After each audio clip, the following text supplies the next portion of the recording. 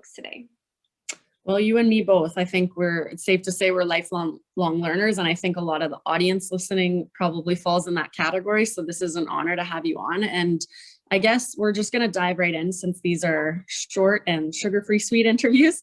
My first question is how do you see, what do you most commonly see with your clients in terms of digestive health affecting hormone balance? Because I mean, we know that's a sliver of the pie. It's one part of the equation, but it's a huge part of the equation, in my opinion.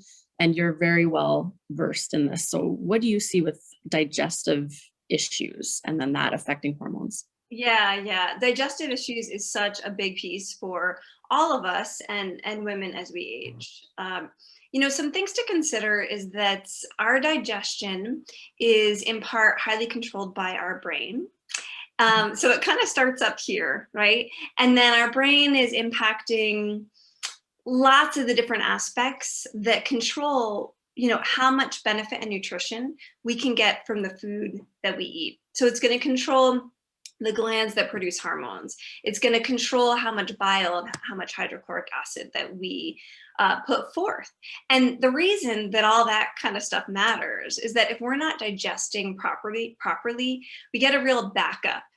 Not only do we get a backup of maybe certain outcomes of digestion that can impact how we detox and how we feel, but we can get an impact in particular on a backup in how much estrogen remains circulating through our body.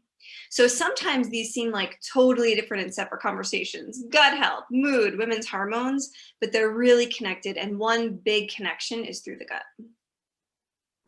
100%. I think you're right. People don't realize how much gut health affects hormone balance, and specifically that scary stuff like excess estrogen floating around. That's the thing we really want to avoid. We want to be able to clear that. Super important.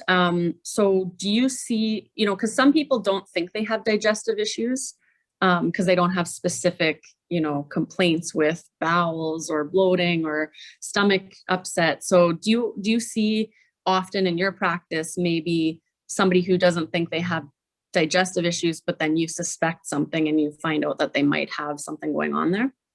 So if someone has symptoms, you mentioned estrogen. So if someone has symptoms of high estrogen or estrogen that's kind of stuck or not metabolized or not detoxified in the body, and these symptoms could be painful periods, heavy periods, tender, painful breasts, PMS, lots of things cause PMS, but in combination with those symptoms, oftentimes it's high estrogen. Fibroids is a big thing. There's a lot. In that case, I don't overtest. I don't like to have people spend lots of big bucks on unnecessary tests. In that kind of case, though, I will often recommend a stool test to look at some of the impacts of how well the body is able to detox and get rid of estrogen. So one thing I'll look for is beta glucuronidase building up in the digestive tract. This is an enzyme that is important for detoxing estrogen, and our gut microbiome, these important bacteria hanging out in our gut, is going to highly impact that. And quite often I do see a relationship between this imbalanced bacteria kind of outcome with high estrogen. So it's kind of like a silent symptom sometimes, high estrogen and gut health imbalances.